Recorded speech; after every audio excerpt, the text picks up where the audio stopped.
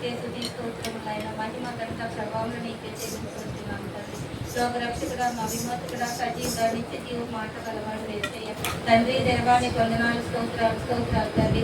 ఆమెనను కూడా నీ నామముల కన్నా పైనామముల దేవానికి వందనాలు, స్తోత్రాలు తండ్రి. చూస్తున్న దేవుడా, చాలిన దేవుడానికి వందనాలు, స్తోత్రాలు. మొదటివాడు కడపడివాడు అయిన తండ్రి, దేవానికి వందనాలు తండ్రి. ఆల్పై మేలైన దేవ, ఆది అంతమైన దేవ, మీకే స్తుతి స్తోత్రాలు చెల్లించుకుంటున్నాం తండ్రి. దేవానికి వందనాలు.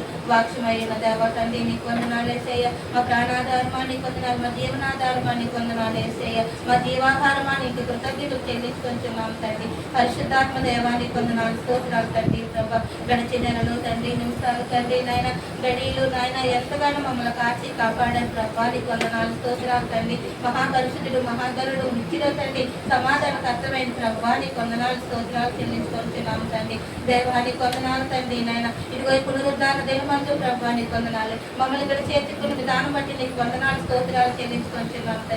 అయ్యా, నీ దైవజనులు నిలువబడిన ప్రభా, అయ్యా బిడ్డకు నోటికి బోరుగా ఉండండి ప్రభా. అయ్యా బిడ్డ కుడి అడుగులు నా తండ్రి, నాయన నీకు తండ్రి పరిశుద్ధాత్మని కాపుదల ఉంచండి ప్రభా, నీ స్తోత్రాలు తండ్రి. దేవానికి వందనాలు యేసయ్య తండ్రి. నోటి తండ్రి నాయన మోసే నోటికి తోడైన దేవుడు యేసయ్య తండ్రి. బిడ్డ నోటికి తోడుగా ఉండి ప్రభా, నీ యొక్క మాటలు దయచేయండి ప్రభా. అయ్యా, నీ యొక్క మాటలు తెచ్చుకుండగా నా తండ్రి, అయ్యా మాటలు తండ్రి నాయన మీరు పూజించడానికి మీకు సహాయము దయచేయండి నాయన. ఆ మాటలు విని మీరు గ్రహించుకున్న తండ్రి నాయన తండ్రి, నీ వాక్షానుసారమైన జీవితాలు మాకు దయచేయండి. నీ మాటలకు లోబడి నాయన నీ ఆజ్ఞలకు తండ్రి అనుసరించే జీవితాలు మాకు దయచేయమని ప్రార్థించుకొంచున్నాం తండ్రి. విన్న మాటలు తండ్రి మా హృదయంలో తండ్రి నూరొంతులుగా ఫలింపలాగిన సహాయము దయచేయమని ప్రార్థించుకొంచున్నాం తండ్రి. ఏ ఒక్క మాట తండ్రి బయటికి పోకుండా తండ్రి మా హృదయాలు ఫలింపులాగిన నూరొంతులుగా ఫలింపులాగిన సహాయము దయచేయమని ప్రార్థించుకొంచున్నాం తండ్రి. అయ్యా, ఈ దినము తండ్రి నాతో మాతో మీరు ఏం మాట్లాడనై ఉన్నారో నా తండ్రి, అయ్యా మీరు మాట్లాడండి ప్రభా. మీరు మాట్లాడితే మేము బ్రతుకుతాం నాయన. మీ మాటలో నెమ్మది నాయన, ఈ మాటలో శాంతి, సమాధానం, నెమ్మది ప్రభా.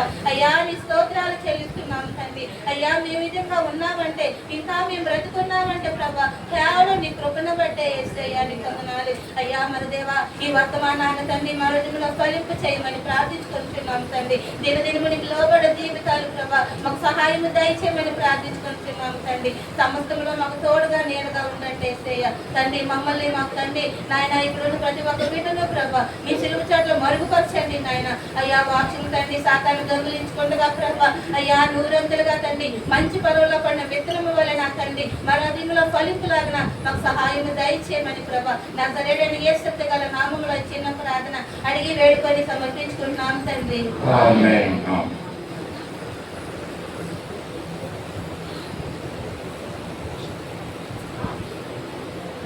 ప్రభు నామములో చేరి వచ్చిన సహవాసం సంఘానికి హృదయపూర్వకమైన వందనాలు చెల్లించుకుంటున్నాం.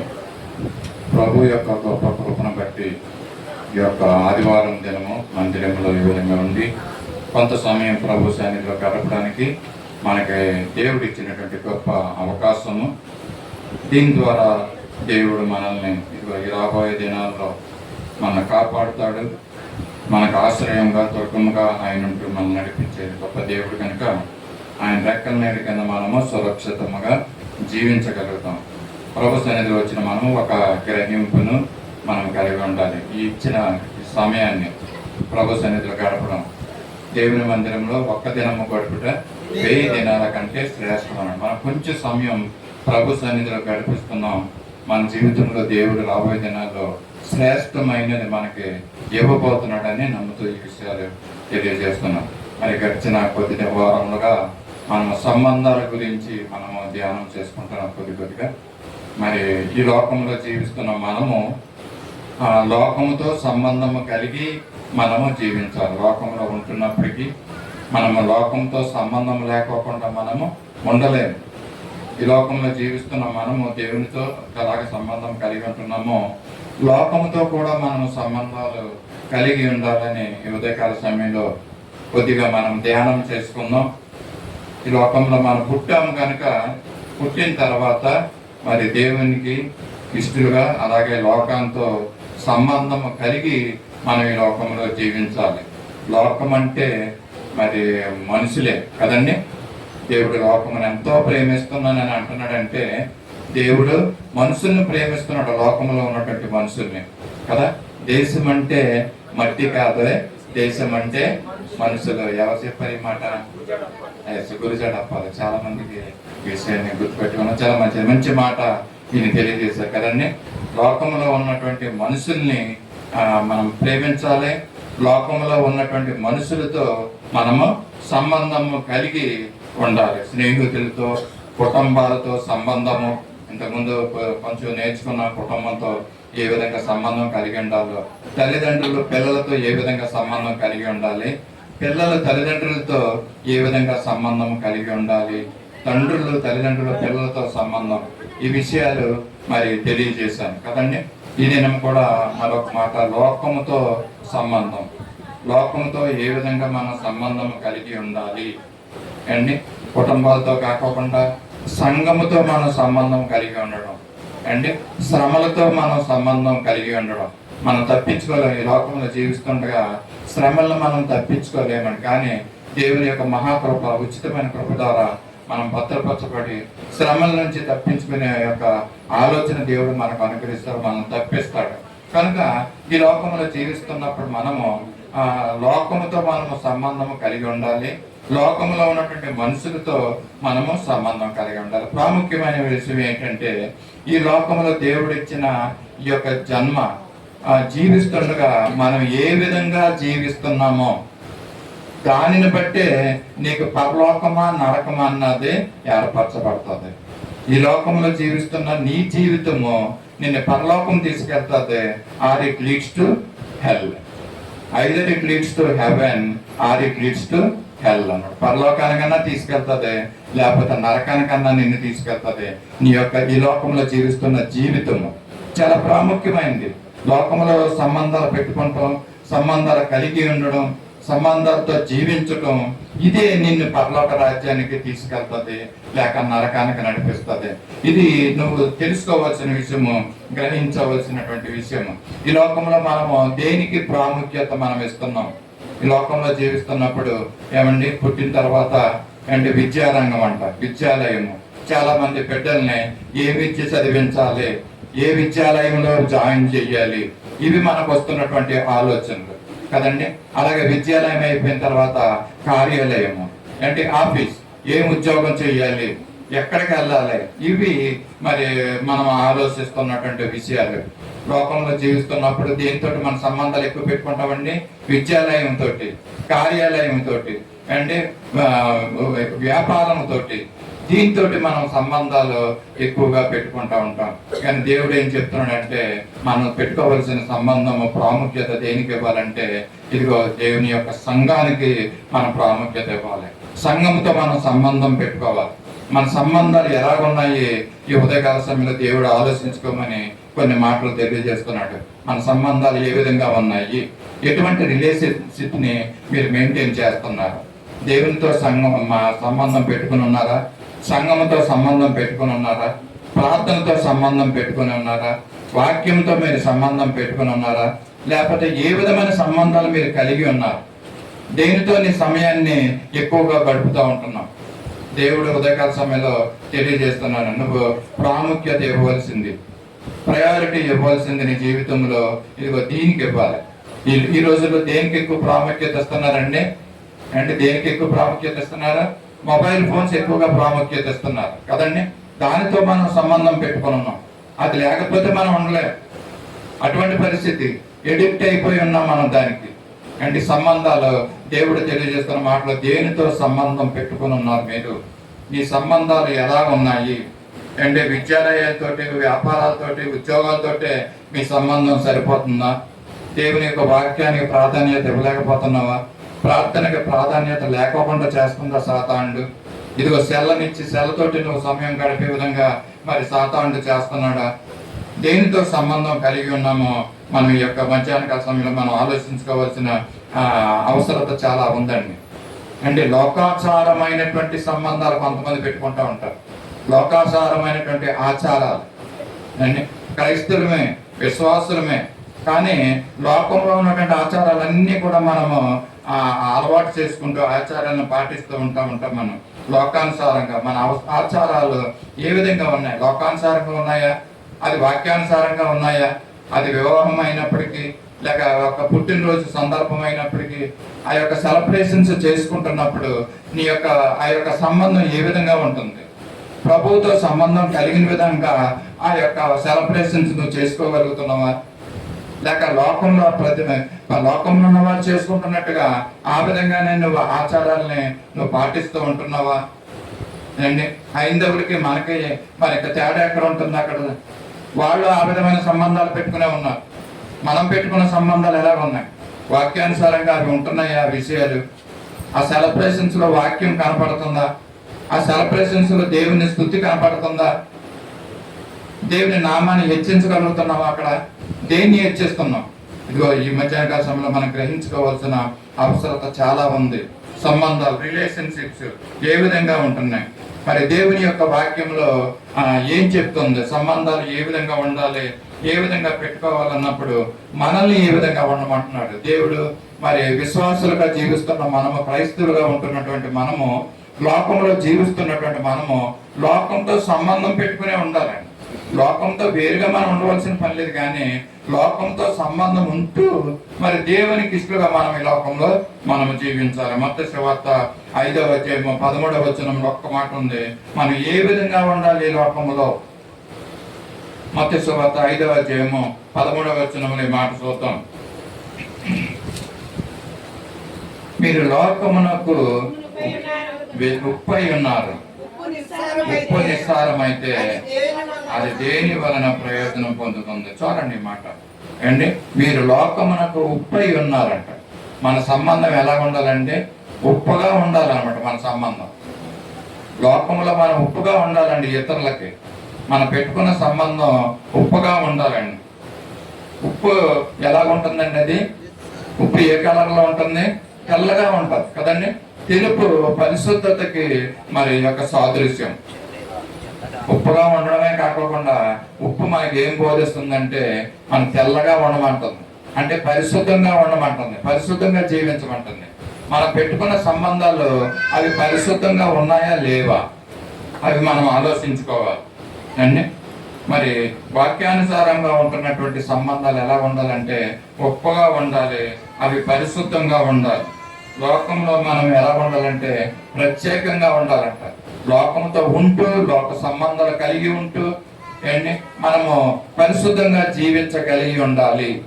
సముద్రంలో ఒక చేప ఉంటుందండి కదా, అది ఇంతకుముందు చెప్పాను. ఉప్పు గురించి ఒక వర్తమానం తెలియజేస్తున్నప్పుడు మరి మనం ఎలా ఉండాలంటే చేప ఏ విధంగా సముద్రంలో ఉంటుందో ఆ ఉప్పు నీటిలో ఉంటూ కూడా ఆ ఉప్పుని తాను అంటించుకోదండి. అంటే ఆ చేపను మనం తీసుకొచ్చి వండుకుంటే మనకు అది ఎలా ఉంటుందండి? ఉప్పుగా ఉంటుంది, చప్పగా ఉంటుందా? చప్పగా ఉంటుంది కదా. అంత సముద్రంలో పుట్టినప్పటి నుంచి జీవించినప్పటికీ కూడా దానిలో ఆ సముద్రంలో ఉంటే ఆ గుణం దాంట్లోకి వెళ్ళదండి. సముద్రంలోనే జీవిస్తుంది. ఆ విధంగా దేవుడు మనల్ని కూడా ఆ విధంగానే జీవించమంటున్నాడండి. లోకంలో జీవిస్తున్నావు, పాప లోకంలో నువ్వు ఉంటున్నావు, అయినప్పటికీ కూడా పాపాన్ని మనం అంటించుకోకూడదండి. పాపము మనలో ఉండకూడదు. చేపల కోసం వండుకుంటే చప్పగానే ఉంటుంది అది. సో ఈ విధంగా మన సంబంధాలు మనం ఉండాలని, క్రైస్తవ జీవితం ఉప్పుగా ఉండాలంట, చప్పగా ఉండకూడదు అనేసి ఇక్కడ తెలియజేస్తున్నాడు. ఒకవేళ ఆ చేప మనం ఇంటికి తెచ్చుకొని వండుకుంటున్నప్పుడు మరి ఎన్నో మసాలా సామాన్లు వేస్తూ ఉంటారు దాంట్లో కదండి. ఎన్ని వేలు ఖరీదైనటువంటి మసాలా సామాన్లు వేసినప్పటికీ కూడా అది దాంట్లో ఉప్పు వేయకపోతే ఆ యొక్క చేపల కూర ఎలా ఉంటుందండి? అది చప్పగానే ఉంటుంది. సో మనము మన యొక్క సంభాషణ, మన యొక్క జీవితము ఇతరులకి ఎలా ఉండాలంటే ఉప్పు వేసినట్లుగా ఉండాలంటండి. మన సంభాషణ కూడా ఉప్పు వేసినట్లుగా. ఇక్కడ చూస్తున్నాం కొలస్సీ రాసిన పత్రిక 4వ అధ్యాయము 6వ వచనంలో ఒక మాటను మనం చూస్తాం. కొలస్సీ రాసిన పత్రిక 4వ అధ్యాయము 6వ వచనంలో మన యొక్క ఆ సంబంధం ఉప్పు వేసినట్లుగా ఉండాలి, మన సంభాషణ ఉప్పు వేసినట్లుగా అక్కడ ఉండాలని తెలియజేస్తున్నాను. ప్రతి మనిషికి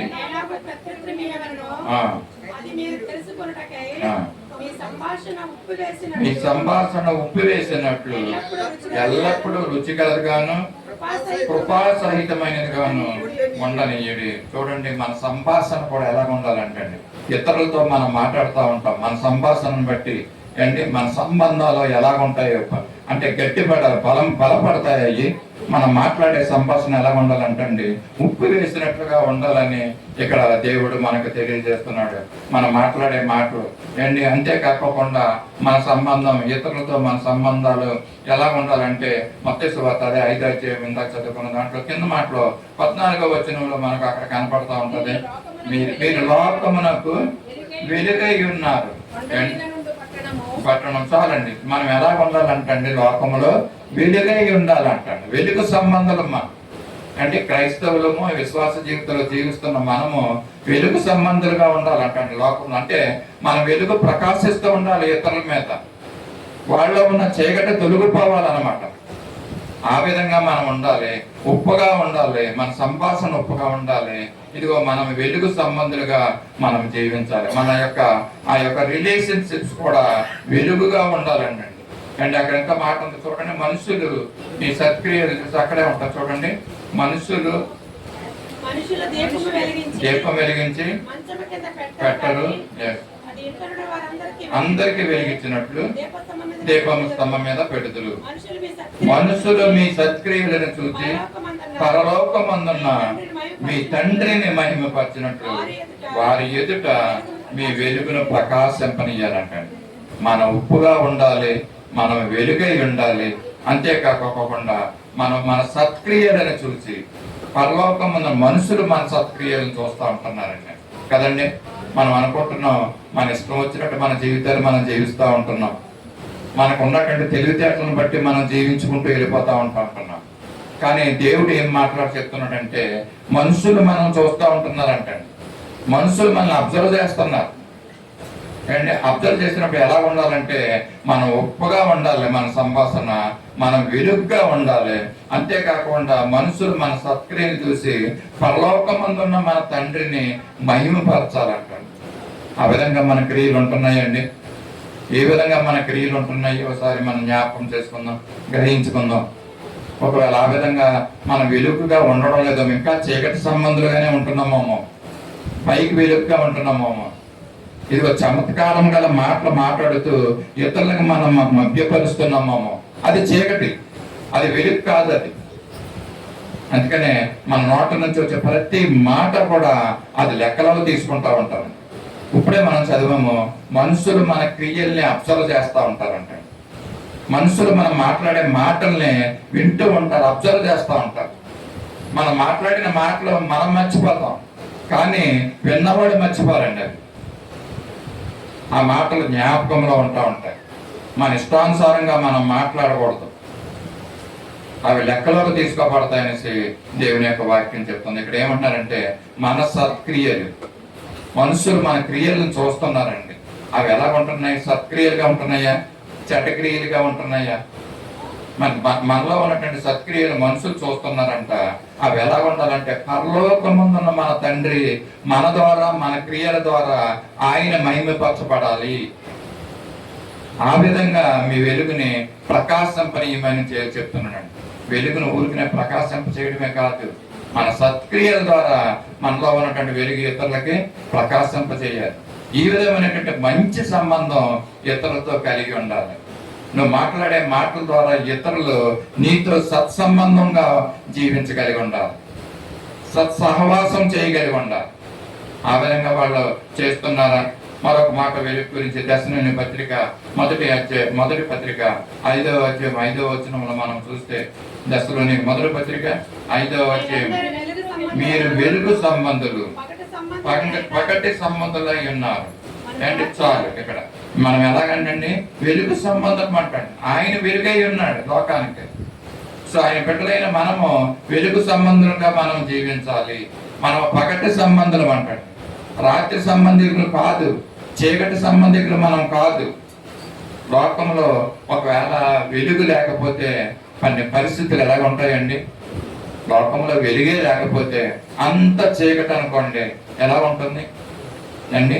మానవుని యొక్క మనుగుడు ఉండదంటండి, మానవ జాతి యొక్క మనుగుడే ఉండదు అనేసి. ఏ విధంగా దేవుడు కలిగించినటువంటి ఈ వెలుగు ప్రయోజనకరంగా మనకు ప్రయోజనకరంగా ఉంటుందో, ఆ విధంగా వెలుగు సంబంధాలైన మనము కూడా ఇతరులతోటి మంచి సంబంధాలు కలిగి ప్రయోజనకరంగా మనం జీవించమని ఈ వెలుగు మనకు తెలియజేస్తుంది.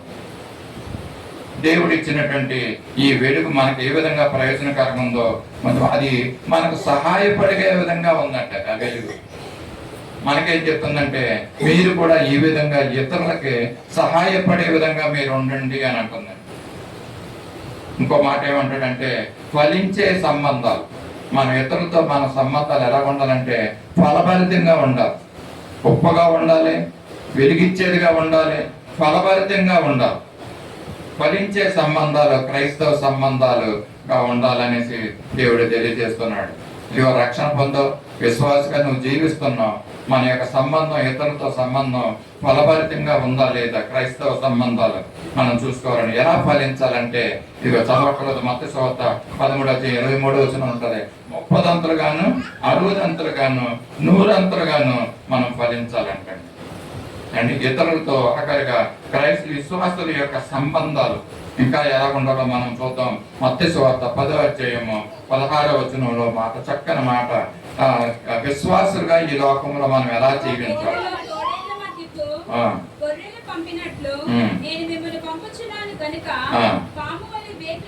వేకులను పావులము వలె నిష్కపటులనయుండుడి. చాలండి. ఇక్కడ మన సంబంధాలు ఎలా ఉండాలంటే మనం ఏ విధంగా జీవించాలంటే అంటే వివేకంగా ఉండాలంట, పావులము వలె నిష్కపటంగా ఉండాలంట. మన జీవితాలు, మన ప్రవర్తన, మన తీరు, మన మాటలు ఏమండి ఇవన్నీ కూడా ఎలా ఉండాలంటే నిష్కపటంగా ఉండాలి. ఒక వ్యక్తి వేరే వ్యక్తితో సంబంధం కలిగి ఉన్నాడు అనుకోండి అండి, అతను నిష్కపటంగా కాకుండా కపటంగా జీవిస్తున్నాడు అనుకోండి, ఆ మాటలన్నీ కపటంగా ఉంటున్నాయి అనుకోండి, స్నేహం చేయడానికి ఇష్టపడతారా? సంబంధం కలిగి ఉండడానికి ఇష్టపడతారా అండి? మరి లాంగ్ లైఫ్ అంటే ఎక్కువ కాలం వాళ్ళతోటి సంబంధం కలిగి ఉండడానికి వాళ్ళు ఇష్టపడతారా? అందుకని దేవుడు అంటున్నాడు, నువ్వు నిష్కపటమైనటువంటి జీవితం నువ్వు జీవించాలి, పావురం వల్లే నిష్కపటులై ఉండమని మనకు చెప్తున్నాడు. ఆ విధంగా ఉంటే గనక మన సంబంధాలు బలపడతాయి, మన సంబంధాలు లాంగ్ లైఫ్ గా ఉంటాయి అండి. పావురాన్ని దేవుడు ఇక్కడ ఉదాహరణ తీసుకున్నాడు అండి. పావురాన్ని ఎందుకు తీసుకున్నాడంటే నిష్కపటంగా అండి అది పావురం ఉంటుంది అంటాడు. ఎంత కల్పసం లేనిది, తెల్లనిది, పరిశుద్ధంగా ఉంటుంది అండి. యేసు ప్రభు మరి యొక్క బాప్తిసం తీసుకున్న తర్వాత ఆ యొక్క పరిశుద్ధాత్మ పావురం వల్లే దిగి వచ్చింది అనేది. పావురం గురించి అనేక మాటలు ఉన్నాయి. పరిశుద్ధతకి ఇది ప్రాధాన్యత, పరిశుద్ధతకి ఇది నిదర్శనంగా మనం చూడొచ్చు అండి. దాని ఒళ్ళంతా కూడా మరి పరిశుద్ధత ఉంటుందంటండి. మీకు ఈ విషయం తెలుసో తెలీదో, ఆ పావురానికంట చేదు కట్టు ఉండదంటండి అండి. ప్రాణుల్లో, జీవుల్లో, మృగాల్లో మరి అలాగే ఈ యొక్క కోడుల్లో ఇలాంటి అన్నింటిలో కూడా చేదు కట్టు ఉంటుందంటండి. కానీ ఈ యొక్క పావురంలో చేదు కట్టు ఉండదంటండి. అంటే చేదు అన్నదే లేదనమాట. మనము కోడిని ఇంతకుముందు ఈ రోజుల్లో అయితే చికెన్ సెంటర్కి వెళ్ళి మనము కోళ్ళు కోసుకుని వచ్చేస్తున్నాం చాలా ఈజీగా కదండి. పూర్వకాలంలో ఏం చేసేవాడు అన్నట్టు చుట్టాలు వచ్చినప్పుడు అండి కోడిని పట్టుకునేవాళ్ళు పరుగుని వెళ్ళి వెనకాల వెళ్ళి కదా. ఆ కోడిని పట్టుకోవడం అదొక పెద్ద ఎక్సర్సైజ్ అయిపోయింది. అప్పుడు పట్టుకుని తీసుకొచ్చి దాన్ని కాల్చి అండి అంతా ఎంట్రుకలన్నీ తీసి మరి దాన్ని కొయ్యడం ఒక పెద్ద పని. అక్కడ అందరూ కొయ్యలేరు కోడిని, దానికి అనుభవం ఉన్నవాడు మాత్రమే దాన్ని కొయ్యగలరు అండి. ఇష్టం వచ్చినట్టు కోయడానికి అవ్వదు. చాలా జాగ్రత్తగా కోసి దానిలో ఉన్న పేగుల్ని అన్నీ కూడా బయటికి తీస్తారు అండి. ఆ కోసినప్పుడు ఆ కోళ్ళలో ఏముంటదండి? చేదుగట్టు ఉంటుంది. ఆ చేదుగట్టు ఏమాత్రం కూడా చితకూడదు. ఆ చేదుగట్టు చిదిగింది అనుకోండి ఏమవుతుంది? ఆ చేదంతా కూడా ఆ మాంసంలోకి వెళ్ళిపోతుంది అన్నమాట. కూరంతా కూడా చేదుగా ఉంటుందంట, తినడం కష్టం అండి కోడి గురించి. మరి ఇటువంటి చేదుగట్టుని ఈ పావురంలో లేకపోతే దేవుడు డైరెక్ట్ గా డైజెస్ట్ అయ్యే సిస్టాన్ని దేవుడు ఈ పావురంలో పెట్టాడండి. అందుకనే ఇది నిష్కపటం. దీని ఎగ్జాంపుల్ పెట్టాడండి ఇక్కడ అంటే పావురం వల్లే నిష్కపటమైనటువంటి జీవితాన్ని మనం జీవించాలంటండి. మరి ఆ విధంగా మనం జీవించగలుగుతున్నామా? ఏ మాత్రం మన యొక్క శరీరంలో చేదు అన్నది ఉంటే మరి ఇతరులు దాన్ని గమనిస్తే ఇది మనకు సత్క్రియలు చేసిన వారం కాదు, దేవుణ్ణి మహింపరిచిన వారం కాదు. మనం చేదు అన్నది మనలో ఉండకూడదు అన్నట్టు. ఆ మాటల ద్వారా కానీ మన క్రియల ద్వారా కానీ మన వల్ల అవ్వకపోతే అవి వదిలేయాలండి. అండి ఆడంబరాలకి అండి హెచ్చుగా పరిస్థితులకి మనం వెళ్ళకూడదు. చేదన్నదే మన యొక్క జీవితంలో ఉండకూడదు అన్నమాట బైబిల్లో కూడా ఉందండి. ఎబ్రీ పత్రిక అపోస్తలుడైన పౌలు ఎబ్రీలకు రాస్తూ 12:15 మరి ఈ మాటను మనం చూస్తున్నాం. ఎబ్రీ 12:15 మీలో ఎవడైనాను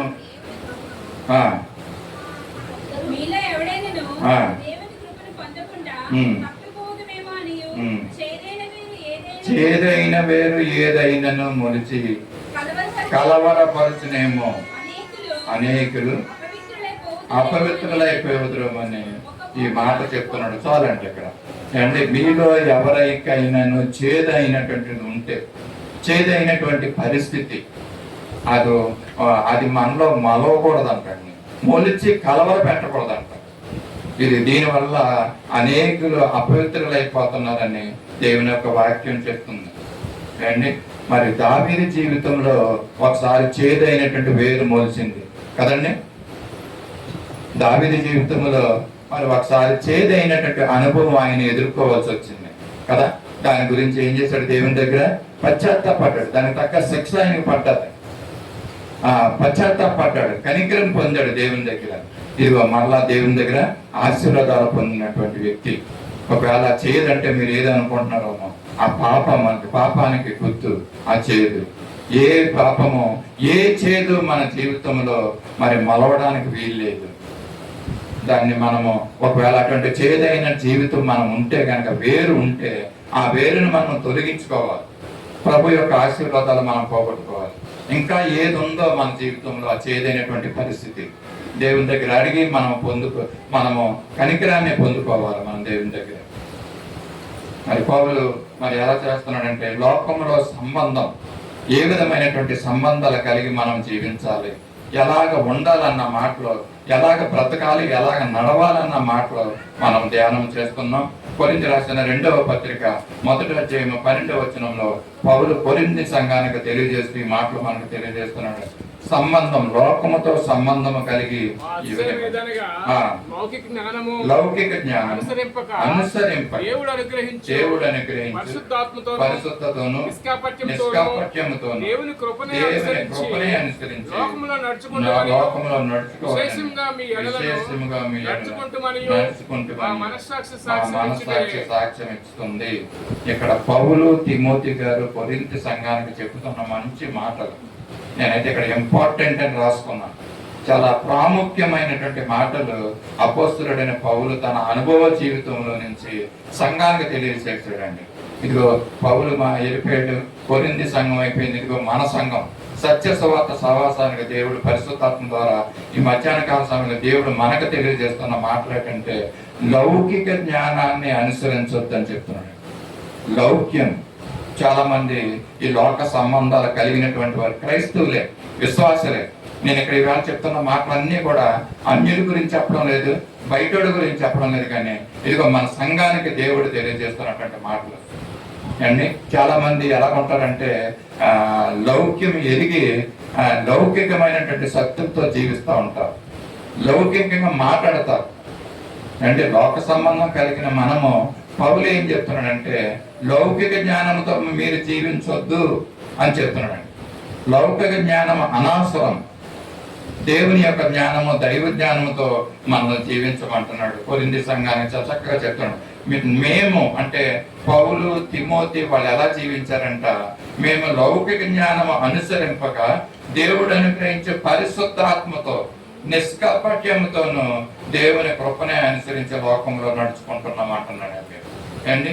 ఎలా జీవించారంట? వాళ్ళు నిష్కాపట్యముతో జీవించారంట. ఇది ఇందాక మనం మాట్లాడుకున్నాం, పాపుల వలె నిష్కపటమైనటువంటి హృదయాలు మనకు ఉండాలి. పౌలు తిమోతి ఈ విధమైనటువంటి నిష్కపటమైనటువంటి హృదయాలతో జీవించారు అని ఇక్కడ లోకంలో మేము నడుచుకున్నాము అనేసి వాళ్ళ సాక్ష్యం ఇస్తున్నారండి. విశేషముగా మీ ఎడలను నడుచుకుంటామని మా మనస్సాక్షి సాక్ష్యం ఇస్తుందని ఈ మాటలో తెలియజేస్తున్నానండి. ఏ విధంగా మనం జీవించాలి, ఏ విధమైనటువంటి సంబంధాలు మనం కలిగి ఉండాలి.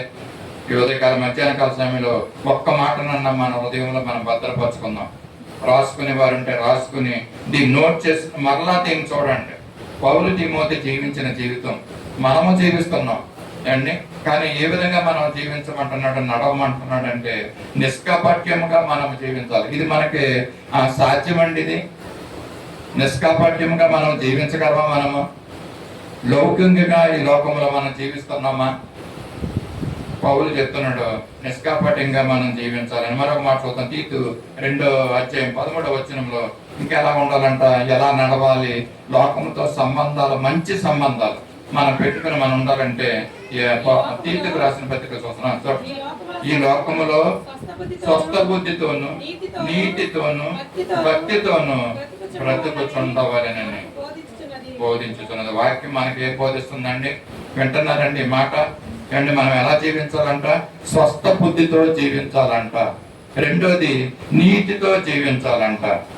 భక్తితో బ్రతకాలంట. మనం ఇలా బ్రతికి ఇలా జీవిస్తేనే ఇతరులతో మనం మంచి సంబంధాలు మనము కలిగి ఉంటాం. దేవుడు కూడా మనల్ని మెచ్చుకుంటాడు అన్న విషయాన్ని మనం తెలియజేస్తున్నాం.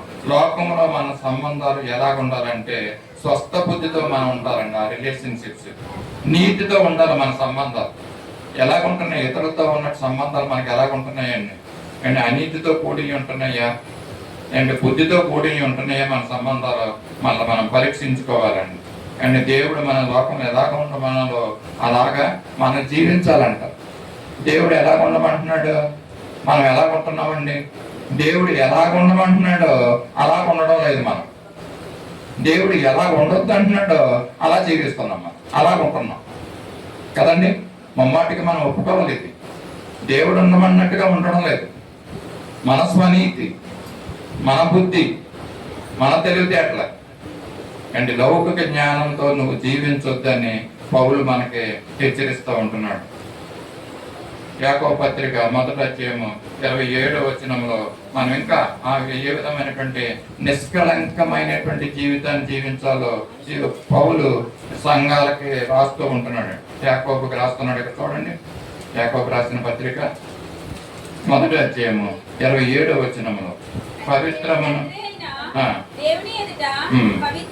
పవిత్రమును నిష్కళంకమైన భక్తి ఏదనగా దిక్కులేని పిల్లలను విధవరండ్లను ఇబ్బందులలో పరామర్శించుటూ ఇహలోక మాలిన్యము అంటకుండా తను తాను కాపాడుకోవాలంట. ఈ వాక్యం మీరు చదివితే మరి అర్థమైపోవాలి. దీన్ని ఇంకా వివరించవలసిన పని లేదు. ఇంకా అంత చక్కగా క్లియర్గా మరి యాకోబు రాస్తున్నాడు ఇక్కడ. పవిత్రమును నిష్కళంకమైన భక్తి ఏంటంటే మంచి దిక్కులేని పిల్లలను విధవరాండ్రను ఇబ్బందులు పరామర్శించాలంట, వాళ్ళని ఆదరించాలంట. ఇలాగ ఆదరిస్తే మనం మంచి సంబంధాలు ఉన్నట్టుగా మనకు తెలియజేస్తుంది దేవుని వాక్యం. మంచి సంబంధాలు కలిగి జీవించాలంటే దిక్కులేని వారిని మనం ఆదరించాలంటండి, పరామర్శించాలంటండి వాళ్ళని. అని ఆ విధంగా మనం చేస్తే మనకు మంచి సంబంధాలు కలుగుతాయి. ఈ లోక సంబంధాలు, ఈ లోకంలో ఉన్నామని మనము లోకంతో కలిసిపోకూడదు. కానీ ఇది ఇప్పటివరకు చెప్పుతున్నట్టు విషయాలు ఏ విధంగా భక్తి కలిగి జీవించాలి, ఏ విధంగా దిక్కులేని వారిని మనం ఆదరించాలి, ఉప్పై మనం జీవించాలి, వెలుగై ఉండాలి, మంచి ఫలాలు మనం ఫలించాలి కదండి. ఈ విధంగా మనం మంచి సంబంధాలు కలిగి మనం జీవించాలని దేవుడు మనకు తెలియజేస్తున్నాడండి. మరి ఏ లోకంలో మన లోకంలో కలిసిపోకుండా ఏ విధంగా జీవించాలో మరొక మాట చెప్పి మరి ముగింపులోకి మనం వెళ్దాం. యాకోబు పత్రిక 4:4 ఎలా ఉండాలంటండి? ఈ లోక స్నేహం అని అంటాడు. ఈ లోక స్నేహము దేవునితో వైరమని మీరెరుగరా. మనం ఎలా ఉండాలండి? లోకంతో మనం ఏ విధంగా స్నేహం కలిగి ఉండాలి, ఏ విధంగా లోకంతో కలిసిపోకూడదండి. లోకంలో జీవించాలి, మంచి గుణగణాలు మనం కలిగి ఉండాలి, ఇతరులతో మంచి సంబంధాలు మనకు ఉండాలి, లోకంతో సంబంధం పెట్టుకోవాలి. కానీ మరి లోకంతో స్నేహం అంటే లోకంలో ఉన్న పాపంతో మనము స్నేహం చేయకూడదు. అందుకని అక్కడ వ్యభిచారిణులారా అని అంటున్నాడు. అనేకమైనటువంటి విషయాలు అక్కడ ఉన్నాయి కదండి. లోక స్నేహము దేవునితో వైరమని మనం ఎరగరా అనేసి అడుగుతున్నాడు యాకోబు గురించి ఇక్కడ. కాబట్టి ఎవడు ఈ లోకంలో స్నేహం చేయగోరునో వాడు దేవునికి శత్రువు అంటాడు. అంటే లోకంలో ఉన్నటువంటి పాపంతో కనుక మనం స్నేహం చేసామంటే మన స్నేహాలు ఎలాగున్నాయి? మన సంబంధాలు ఎలాగున్నాయి అనేసి మనం ఒకసారి మనం జ్ఞాపకం చేసుకోవాలండి ఈ మధ్యాహ్నకాల సమయంలో. అదే యోహాను మొదటి పత్రిక 2వ అధ్యాయం 15వ వచనంలో మనం చూద్దాం. లోకం యొక్క స్నేహము యొక్క సంబంధము ఎలాగుంటున్నాయో మనం చూద్దాం. ఈ లోకమునైనను లోకంలో ఉన్న వాటినైనను ప్రేమింపబడి ఎవడైనను లోకమును ప్రేమించిన యెడల తండ్రి ప్రేమ వానిలో ఉండదు. లోకంలో ఉన్నటువంటి పాపాన్ని మనం స్నేహం చేస్తే అంటే ప్రేమిస్తే, లోకాన్ని మనం ప్రేమించకూడదు, స్నేహం చేయకూడదు. లోకంలో ఉన్న వాటినైనా ప్రేమించొద్దు. ఎవడైనా ఈ విధంగా లోకాన్ని ప్రేమిస్తే వాడు దేవునికి శత్రువు అయిపోతున్నాడు అని చదువుకున్నాను ఇంతకుముందు. అంటే లోకంలో ఉన్న పాపంతో మనం స్నేహం కలిగి ఉండకూడదు, లోకంలో ఉన్న పాపంతో మనం సంబంధం కలిగి ఉండకూడదు.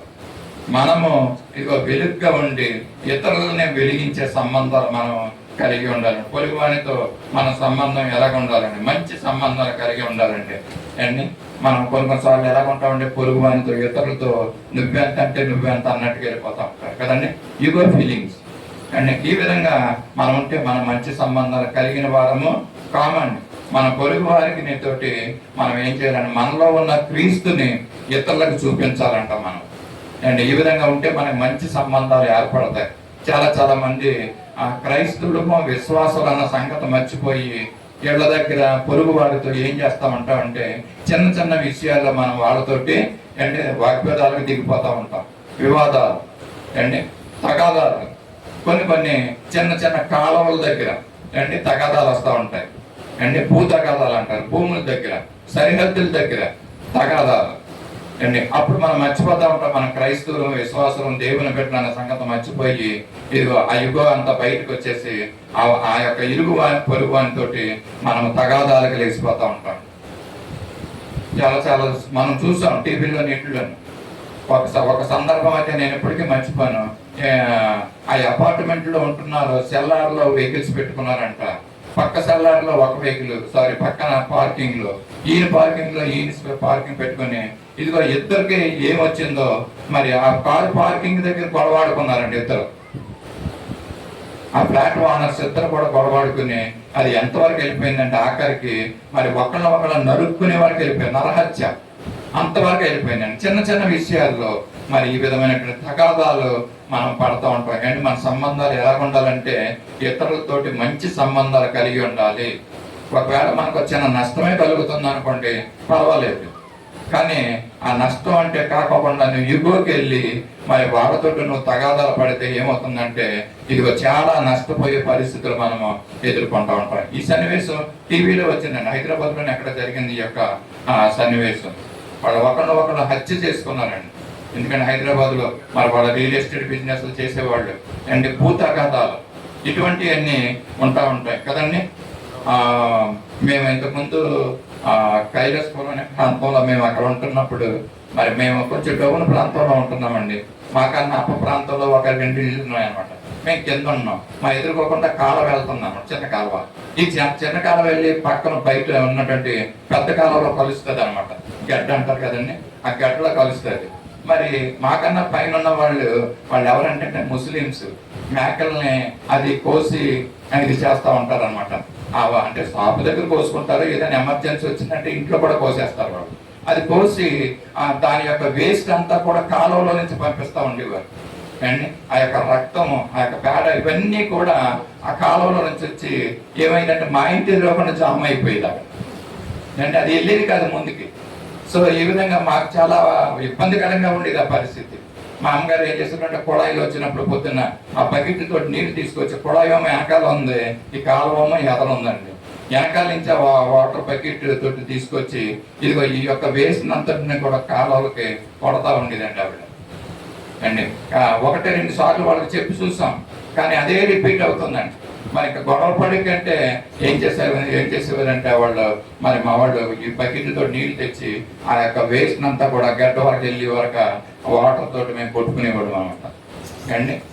ఎటువంటి పరిస్థితులు వచ్చినప్పటికీ కూడా ఆ పరిస్థితులకి మనం జటిలం చేసుకోకూడదు, కష్టమైన పరిస్థితులకు మనం వెళ్ళకూడదండి.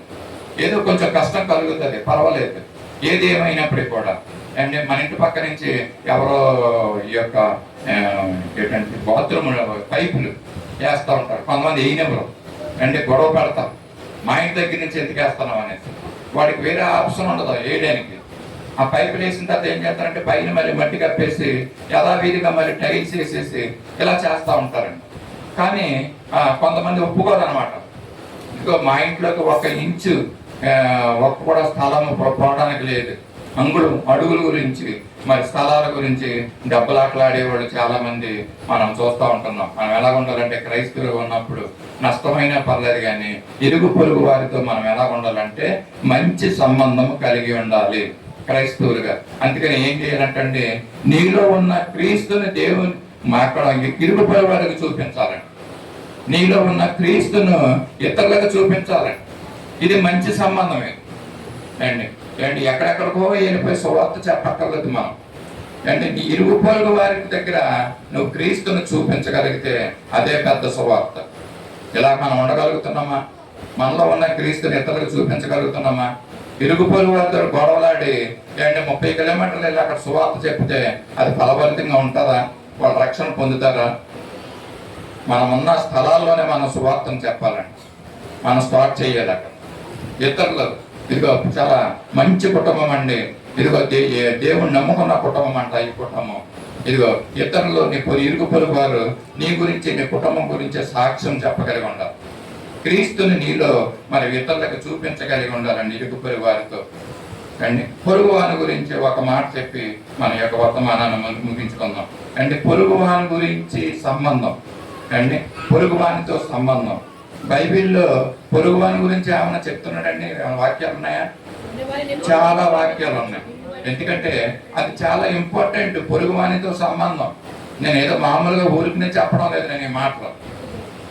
పరిశుద్ధ గ్రంథంలో దేవుడు ఇచ్చినటువంటి 10 ఆజ్ఞల్లో మొట్టమొదటిగా నిన్ను వాళ్ళని దేవుణ్ణి ప్రేమించమంటాడు. భూమి కింద కానీ ఆకాశం కింద కానీ భూమి కింద కానీ దేన్ని నువ్వు పూజించొద్దు. ఆఖరి మాటల్లో చెప్తాడు, పైన దేవుణ్ణి పెట్టుకున్నాడు, ఆఖరిని ఎవరిని పెట్టాడంటే పొరుగువాడిని పెట్టాడు దేవుడు. ఇద్దరి గురించే అండి 5 ఆజ్ఞలు. ఏం చెప్తున్నాడంటే మొదట దేవుణ్ణి గురించి చెప్పాడు, నీ పొరుగువాని ఇల్లు ఆశించొద్దు అంటాడండి. అండి నీ పొరుగువాని దాసునైనను ఎత్తునైనను గాడిదనైనను నీ పొరుగువాని దేనినైనను ఆశింపవద్దు అనేసి తెలియజేస్తున్నాడు. పొరుగు అనేది మనం ఏది కూడా ఆశించకూడదు అంటాడు. పొరుగువాని మీద అబద్ధ సాక్ష్యము పలకకూడదు అంటాడు. పొరుగువానితో మన సంబంధాలు ఎలా ఉండాలో చూడండి. పొరుగువాని దగ్గర గురించి మనము ఏది ఆశించకూడదు అంటండి. క్రీస్తుని మనం చూపించాలంటే యేసయ్య దగ్గరికి ధర్మశాస్త్రోపదేశకుడు ఒకసారి వచ్చి చెప్తాడు. చూద్దాం ఆ మాట. లోకాసు వార్త 10వ అధ్యాయం 27వ వచనంలో మరి ధర్మశాస్త్రోపదేశకుడు యేసయ్య దగ్గరికి వచ్చి పొరుగువాని గురించి అడుగుతాడు అనమాట. శోధించుతూ అడుగుతున్నాడు అంటాడు. నిత్యజీవనకు వారసుడు నేనేమి చేయవలనని ఆయన శోధించు. అందుకు ఆయన ధర్మశాస్త్రం ఏమి రాయబడినది, నువ్వేమి చదువుతున్నావని అతను అడగగా అదిగో ధర్మశాస్త్రోపదేశకుడు 27వ వచనంలో చెప్తాడు, అతడు నీ దేవుడైన ప్రభువును నీ పూర్ణ హృదయంతోను నీ పూర్ణ మనసుతోను నీ పూర్ణ శక్తితోను నీ పూర్ణ వివేకముతోను ప్రేమింపబలను, నిన్ను వలె నీ పొరుగు వారిని ప్రేమింపాలి. ఇక్కడ 2 విషయాలండి. ఒకటి దేవుని ప్రేమించాలి, రెండోది నీ పొరుగు వారిని ప్రేమించమంటున్నాడండి. మాటలు ఎంత ప్రాముఖ్యమైతే ఇక్కడ మనం చూస్తూ ఉంటున్నాం. ఇక్కడ ధర్మశాస్త్రోపదేశకుడు అడుగుతాడు, ఎవరు నేను ఇవన్నీ చేస్తున్నాను, ఎవరు నా పొరుగువాడని అంటాడు. అంటే ఎవరు నా పొరుగువాడు అంటే ఎవరైనా పొరుగువాడు? మన పక్కింట్లో ఉన్నవాడా పొరుగువాడు? మన పక్కన కూర్చున్నవాడా పొరుగువాడు అని అంటే వాక్యం ఏం చెప్తుందంటే ఇక్కడ మాటలో మంచి సమరయం గురించి, గుడ్ సమరయం గురించి చెప్తా ఉంటారు కదండి. మంచి సమరయం గురించి ఆ యొక్క పాడు మరి యెరూషలేము నుండి యెరికో పట్టణానికి దిగిపోవచ్చుండగా అండి వాడు వెళ్ళిపోతే దొంగల చేత మరి పట్టబడ్డాడు. కొరపనంతో వాడిని కొట్టి కొరపనంతో వాడిని విడిచి వెళ్ళిపోయినప్పుడు యాజకుడు వచ్చాడు, చూసి వెళ్ళిపోయాడు, పక్కగా పోయాడు అండి. మరి ఇంకెవడో లేవీయుడు ఒకడు వచ్చాడు, చూసి పక్క నుంచి వెళ్ళిపోయాడు. అయితే సమరయుడు ఒకడు వచ్చాడు, అతని దగ్గరికి జాలిపడి అతను చూసి అతని మీద జారిపడి దగ్గరకు పోయి నూనె ద్రాక్షరసం పోసి గాయమును కట్టి తన వాహనం మీద ఎక్కించుకుని పూట కూడా వాని ఇంటికి తీసుకుని పోయి అతన్ని అక్కడ పెట్టాడండి. మరునాడు అతను 2 ధ్యానాలలో తీసి ఆ పూట కూడా వానికి ఇచ్చి పరమార్శించి ఇంకేదైనా ఖర్చు అయితే నేను తిరిగి వచ్చినప్పుడు నీకు ఇస్తానని చెప్పి మరి ఇంతగా కేర్ తీసుకున్నాడు సమరయుడు అండి. మరి వీళ్ళు చూస్తున్నాము, యాజకుడు చూడలేదు, లేవీయుడు చూడలేదు, వీళ్ళకి పొరుగువాడిగా అనిపించలేదు అతను. అంటే పొరుగువాడు ఎవడంటే ఇది ఎవరైతే సహాయం చేశాడో వాడే పొరుగువాడు అంటాడు. నీకు ఎవరు సహాయం చేస్తున్నారో వాడు పొరుగువాడు అనమాట. ఇంగ్లీష్లో అంటారు a friend in need is a friend in deed అనేసి అని అంటారు. నిజమైన స్నేహితుడు ఆపదల్లో సహాయం చేస్తాడంటండి. వాడే నిజమైన స్నేహితుడు, వాడే మన పొరుగువాడని మనం చూస్తున్నాం అండి. చక్కని మాటలు మనం విన్నాం కదండి. ఏ విధమైనటువంటి సంబంధాలు మనం కలిగి ఉండాలి, కుటుంబంలో సంబంధము, లోకములతో సంబంధం ఏ విధంగా కలిగి ఉండాలి, మనము పొరుగువానితో ఏ విధమైనటువంటి సంబంధాలు మనం కలిగి ఉండాలో మనం ఇక్కడ చూస్తాం. ఒక మాట చదువుతున్నాం, కీర్తన 15 చదవకూడదు మాట చూస్తున్నాం. ఇందాక చెప్పినట్టుగా ద్వితీయోపదేశకాండం 19:14 అంటాడు, పొరుగువాని సరిహద్దు రాయి తీసివేయకూడదు, ఆ స్థలాన్ని కలుపుకోకూడదు అంటండి. అంటే భూతగాథలు ఇందాక చెప్పాను కదా. అంటే పొరుగువాని యొక్క సరిహద్దు రాయి తీయకూడదు. ద్వితీయోపదేశకాండము 19:14 చదవకూడదు. పొరుగువాని గురించి ఒక మాట చూసి మనం కీర్తన గ్రంథం 15:3 ఏమంటాడంటే పొరుగువాని మీద నింద మోపకూడదు అంటండి. ఇతరుల మీద మనం నిందలు మోపకూడదు. అంటే చాలా సులువుగా మనం ఈ మాటలో మనం చేసేస్తాం. మనం కరెక్ట్ చేసుకోవాలండి ఈ విషయాల్లో. నిందలు మోపకూడదు. సామెతలు 25:9 అంటాడు పరుల గుట్టు బయట పెట్టకూడదు అంటండి. అంటే పొరుగువాని యొక్క గుట్టు మనం బయట పెట్టకూడదు అంటండి.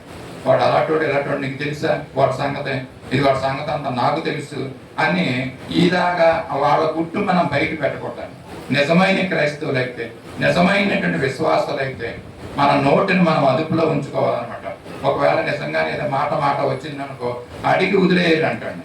కానీ మనం ఏం చేయాలంటే ఆ గొడవ అయిన తర్వాత ఆ సంగతి నాకు తెలుసు అండి, ఈ విధంగా ఆ విషయాలన్నీ కూడా మనం బయట పెట్టకూడదు అంటండి. పరుల గుట్టు బయట పెట్టకూడదని ఇక్కడ దేవుడు తెలియజేస్తున్నాడు.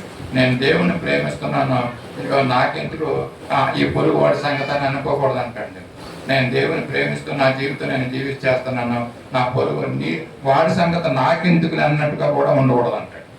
అంటే పొరుగువాన్ని మనం ప్రేమించాలి, పొరుగువాన్ని కేర్ తీసుకోవాలి, ఆయన ఆపద సమయంలో మనం సహాయం చేయాలి అండి, మనం పరామర్శించమని అంటున్నాడండి కదా. ఎన్ని మాటలు మనం పొరుగువాని గురించి మనం చూస్తున్నాం కదండి.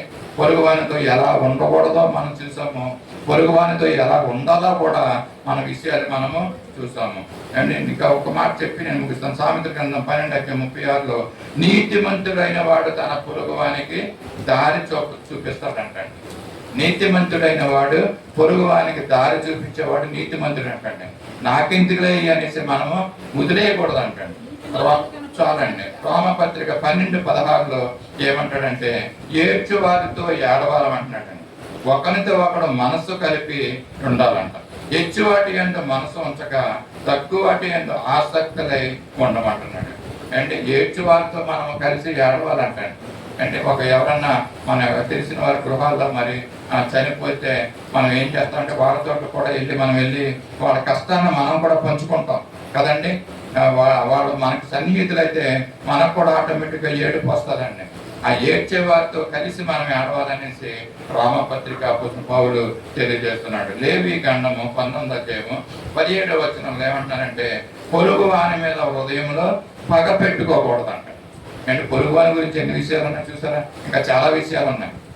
అంటే పొరుగువాని మీద మనం ఏం చేయకూడదండి, పగ ఉంచుకోకూడదంట. సంఘానికి వస్తూ ఉంటారు చాలా మంది, హృదయంలో పగ ఉంచుకుంటా ఉంటారు. సంఘానికి వస్తారు, గుండెల్లో పగని తీసుకోరు, ఆ పగ అలాగే ఉండిపోతూ ఉంటారు అండి. కనుక మన క్రైస్తవులైన వారు, విశ్వాసులైన వారు పగ లేకపోకుండా మనం జీవించాలి, పగని తొలగించుకోవాలండి. ఇంకా ఎలా ఉండాలంటే పొరుగువాని గురించి మన గృహానికి అమ్మ ఆకలేస్తుందని ఎవరన్నా అన్నం పెట్టమనంటే మనం ఏం చేస్తామండి, మన దగ్గర ఉన్న అన్నం రాత్రితో ఎప్పుడో మొత్తం మీద ఏదో చారు ఉంటే వేస్తారు కదా. ఆ తల్లులు చేసే పని ఇదే. కానీ దేవుడు ఏం చెప్తున్నాడంటే మనం వండుకున్నటువంటి ఆ అన్నం చారే కాకోకుండా మనం ఆ దినాన్ని మనం వండుకుంటున్న చికెన్ కూడా ఒక 2 ముక్కలు అతనికి వెయ్యాలంటండి. అడుక్కునే వారికి కూడా చికెన్ మనం వేయగలిగి ఉండాలండి అండి. ఈ విధమైన ప్రేమ పొరుగువాని పట్ల మనకు ఉండాలి. క్రైస్తవులైన బిడ్డలకి, విశ్వాసులైన బిడ్డలకి ఈ విషయాలు మనం ఉండాలి. ఇచ్చేవారంగా మనం చూడాలండి అండి. మనము జ్యూసులు తాగుతూ ఉంటాం కదండి. మన ఇంటికి ఎవరైనా వస్తే మనం ఏం చేస్తాం?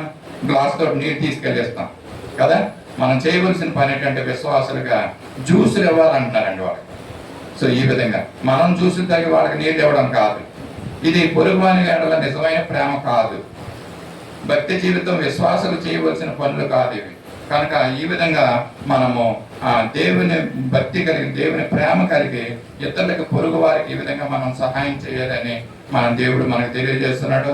మన యొక్క ఇరుగు పొరుగు వారితో సంబంధం, మంచి సంబంధం కలిగి ఉండాలి. మనలో ఉన్న క్రీస్తుని చూపించాలి. మనం వెలుగై ఉండాలి. మనం ఉప్పుగా జీవించాలి. మన సంభాషణ ఉప్పుగా ఉండాలని తెలియజేస్తున్నాడు. ఇరుగు పొరుగు వారితో మంచి సంబంధాలు కలిగి ఉండాలని మనకు తెలియదు. నిష్కపటమైనటువంటి హృదయాలు కలిగి జీవితాలు మనం జీవించాలి. నిష్కపటంగా ఉండాలి. మనం మాట్లాడే మాట ప్రకారం మన జీవితాలు ఉండాలి.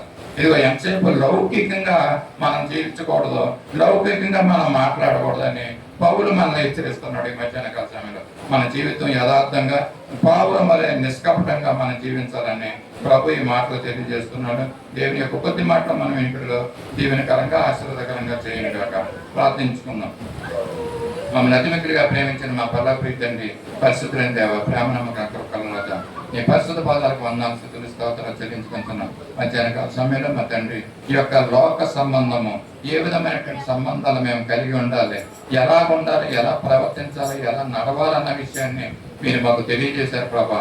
దాన్ని బట్టి మీకు స్తోత్రాలు చెల్లించుకుంటున్నాం. విన్నటువంటి మాటల ప్రకారంగా మా జీవించడానికి ఇదిగో మాకు కావాల్సినటువంటి మంచి ఆలోచన, మంచి గ్రహింపును మాకు అనుగ్రహించడం, మా జీవితాన్ని మరల్చండి ప్రభా, మార్చండి తండ్రి.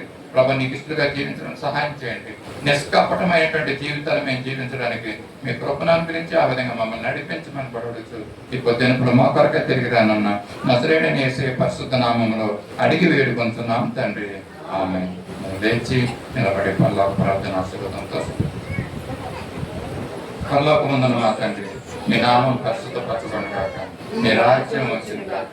నీ చిత్తం పరలోకమందు నెరవేర్చినట్లు భూమి మీద నెరవేరింది గాక. మాకు కావాల్సిన అందిన ఆహారం నేడు మాకు దయచేయండి. మా రుణస్తులను క్షమించిన ప్రకారం మా రుణములను క్షమించండి. మమ్మల్ని శోధనలకు తేక కీడును తప్పించండి. ఎందుకంటే రాజ్యము, బలము, మహిమ నిరంతరము నీవెన్నావు తండ్రి.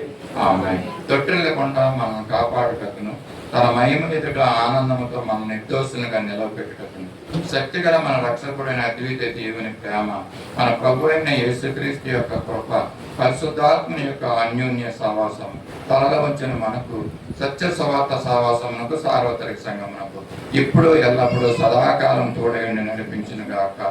ఆమేన్. ఆశీర్వాదములు నా మీద వర్షింపచేయుమి ఆశతో నమ్మియున్నాను